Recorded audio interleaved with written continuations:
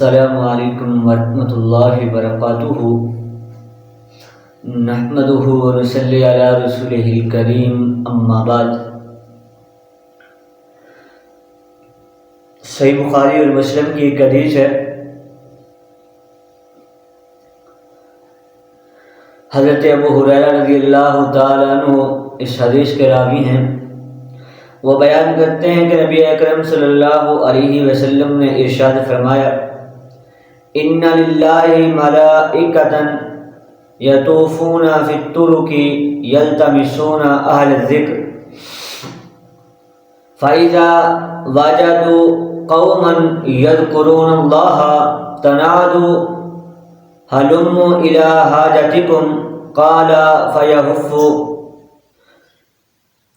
حضرات نبی پاک علیہ الصلوۃ والسلام نے فرمایا کہ بے شک اللہ تبارک و تعالی کے ایسے فرشتے بھی ہیں جو راستوں میں چلتے پھرتے رہتے ہیں، ان کا اور کوئی کام نہیں سوائے اس کے کہ وہ اہل ذکر کو تلاش کرے۔ وہ ہمیشہ اسی تلاش میں رہتے ہیں کہ کہاں اللہ اور اس کے رسول کا ذکر ہوتا ہو ہم وہاں جائیں۔ لہذا جب وہ ایسے لوگوں کو پا لیتے ہیں تو وہ ایک دوسرے کو پکار کر کہتے ہیں، آ جاؤ، جس چیز کے تم متلاشی تھے وہ یہاں ہے۔ پھر وہ اہل ذکر کے ساتھ بیٹھ کر انہیں اپنے پروں سے ڈھانپ لیتے ہیں، اور ان کی تعداد اس قدر زیادہ ہوتی ہے کہ اس مجلس سے آسمان دنیا تک کے سارے فرشتے ہی فرشتے ہوتے ہیں۔ حضرات،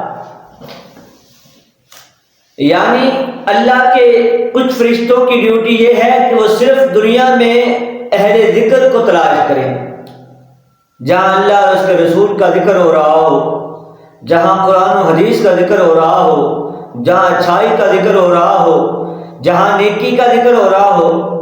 پھر آپ علیہ الصلوۃ والسلام نے فرمایا، جب وہ آسمان کی طرف چلے جاتے ہیں تو اللہ تعالیٰ ان سے پوچھتے ہیں، حالانکہ اللہ تعالیٰ کو ہر انسان کے حالات معلوم ہے، اللہ جانتا ہے، لیکن پھر بھی اللہ تعالیٰ ان کے حالات معلوم کرتے ہیں، اور اللہ تعالیٰ اپنے فرشتوں سے کہتے ہیں، بتاؤ میرے بندے کیا کہہ رہے تھے؟ فرشتے جواب دیتے ہیں، اے اللہ وہ تیری تسبیح بیان کر رہے تھے، تیری بڑائی بیان کر رہے تھے، تیری تعریف اور تیری بزرگی بیان کر رہے تھے۔ اللہ فرماتا ہے، کیا انہوں نے مجھے دیکھا ہے؟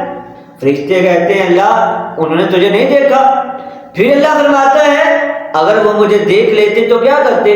فرشتے فرماتے ہیں، اگر انہوں نے تجھے دیکھا ہوتا تو پھر وہ اس سے بھی زیادہ تیری بزرگی بیان کرتے، اس سے بھی زیادہ تیری بڑائی بیان کرتے، اس سے بھی زیادہ تیرا ذکر کرتے۔ اللہ پھر فرماتے ہیں فرشتوں سے، فرشتوں وہ مجھ سے کس چیز کا سوال کرتے تھے؟ فرشتے کہتے ہیں، اللہ وہ تجھ سے تیری جنت کا سوال کرتے تھے، وہ تجھ سے تیری جنت مانگتے تھے۔ اللہ فرماتے ہیں، کیا انہوں نے میری جنت کو دیکھا ہے؟ فرشتے کہتے ہیں نہیں۔ اللہ فرماتا ہے، اگر وہ جنت کو دیکھ لے تو پھر ان کی کیفیت کیا ہوگی، ان کا دل کیسا ہوگا؟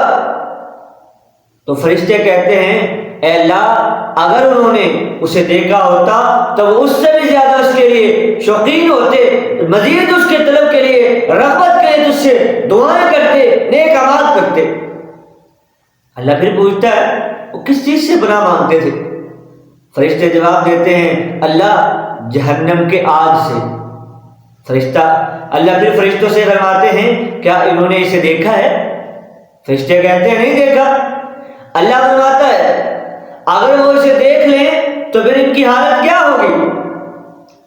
فرشتے جواب دیتے ہیں، اللہ اگر وہ اسے دیکھ چکے ہوتے تو اس سے بھی زیادہ دور بھاگتے اور مزید ڈرتے اور اس سے تیری پناہ جاتے۔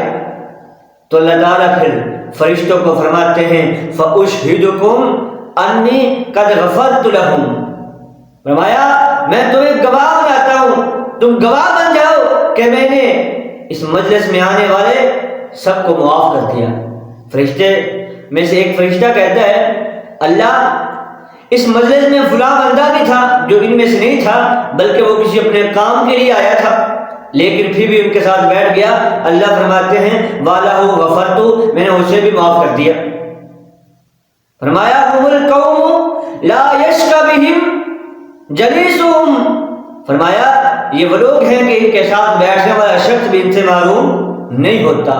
تو حضرات اس حدیث سے پتہ چلتا ہے، معلوم ہوتا ہے جو شخص اہل ذکر کے ساتھ آ کے بیٹھ جائے، اللہ اور اس کے رسول کو پڑھنے پڑھانے والوں کے ساتھ بیٹھ جائے، ان کی برکت سے اللہ اس کے بھی گناہ معاف کر دیتا ہے. حضرات ان مجلسوں میں، ان محفلوں میں، ان کانفرنسوں میں جہاں اللہ اور اس کے رسول کا ان پروگرام میں شرکت کیا کرے، فرشتے آتے ہیں جو اپنے پروں سے لوگوں کو ڈھانپتے ہیں اور اللہ اس کے ذریعے لوگوں کو معاف کر دیتا ہے. اللہ سے دعا ہے اللہ تعالیٰ ہمیں قرآن و حدیث پہ چلنے کی توفیق عطا فرمائے.